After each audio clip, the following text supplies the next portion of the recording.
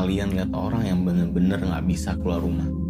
Dan kalau dia paksa, badannya langsung gemeter hebat, napasnya sesak, jantungnya berdebar, atau bahkan sampai kayak mau kejang-kejang. Kalian kenal orang seperti ini? Atau kalian bahkan mungkin mengalaminya?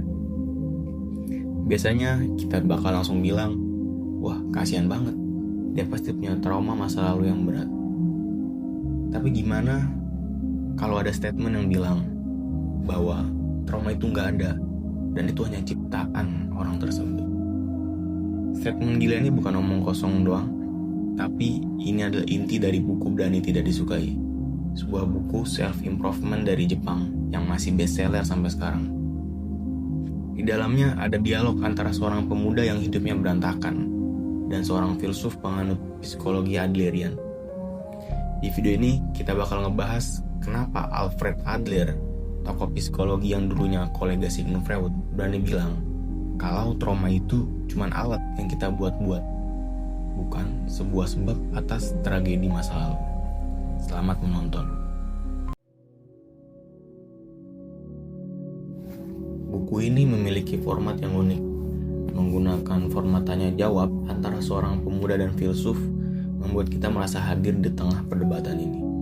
Dan mungkin ini yang jarang kita temukan di buku self-improvement lain. Si pemuda ini mewakili kita semua. Dia ngerasa inferior, fisiknya gak rupawan. Dia selalu dibandingin sama abangnya yang sukses. Singkat kata, dia sangat benci hidupnya. Dia datang ke sang filsuf buat mendebat pertanyaan soal trauma itu gak ada. Si pemuda marah besar. Dia bilang, kau membual. Temanku benar-benar gemeteran kalau keluar rumah karena kejadian masa lalu. Dan kau masih bilang bahwa trauma itu gak ada. Nah, disinilah letak perbedaan besarnya. Kalau pakai cara pandang Freudian atau etiologi, kita percaya kalau kita adalah produk masa lalu. Karena kita dulu misalnya dihujat atau kita pernah dibully, membuat kita ketika besar menjadi minder. Sebelum kita masuk ke pemikiran Adler, alangkah baiknya kita mengenal siapa Alfred Adler. Alfred Adler adalah seorang psikolog, dokter sekaligus terapis. Dia adalah pendiri psikologi individual. Ia menekankan terhadap pentingnya perasaan inferior dalam pengaruh mental seseorang.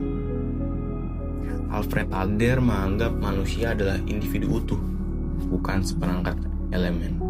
Kita hidup berdasarkan tujuan. Atas dasar pemikiran Adler ini, sang filsuf menanggapi pemuda tersebut.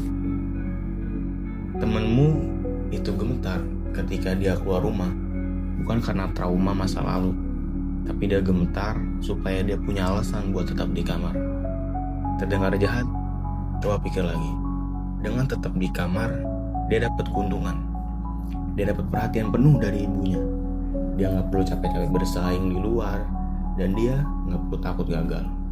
Dia sengaja nyiptain kondisi fisik yang sakit supaya punya alasan valid buat enggak menghadapi dunia. Bagi Adler, trauma hanyalah alat dari rasa inferior kita. Kita terlalu takut buat melangkah. Jadi kita minjem luka masa lalu buat jadi jangkar, biar kita gak usah gerak. Kita takut kasih makna ke dunia, karena kita takut kecewa.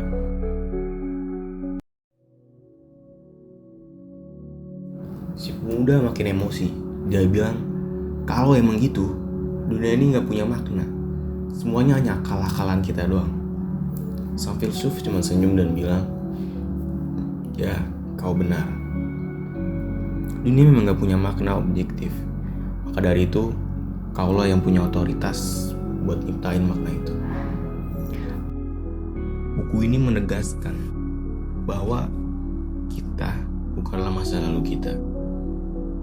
Kita selamanya punya kuasa untuk menentukan makna atas hidup kita. Kalau kita terus menyalahkan masa lalu kita, maka kita akan selamanya terjebak akan hal itu. Buku ini mengajak kita untuk bebas dari penjara trauma, bebas dari ekspektasi orang lain. Kita butuh keberanian buat nggak disukai. Kita butuh keberanian buat jujur kalau selama ini kita cuma butuh alasan buat nggak melangkah maju. Mungkin kedengaran keras, tapi ini adalah bentuk optimisme paling tinggi bahwa masa depan kita nggak ditentukan oleh luka lama, tapi oleh keputusan kita saat ini. Gimana menurut kalian? Trauma itu alasan yang nyata atau cuma alat buat kita tetap di zona nyaman? Tulis di kolom komentar, kita diskusi di sana. Kami Zona Intelek, sampai jumpa di video berikutnya.